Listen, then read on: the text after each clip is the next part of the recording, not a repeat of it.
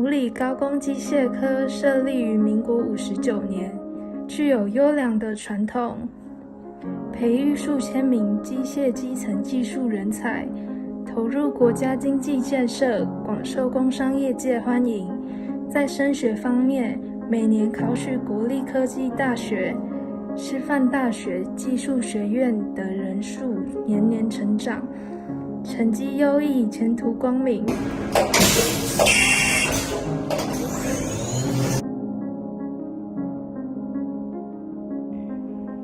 本科的教育目标为传授机械制造基础知识，训练机械制造、设备操作与维护之基本技能，养成良好的安全工作习惯与态度，培养继续进修之兴趣与能力，培养学生创新创造与专题制作能力。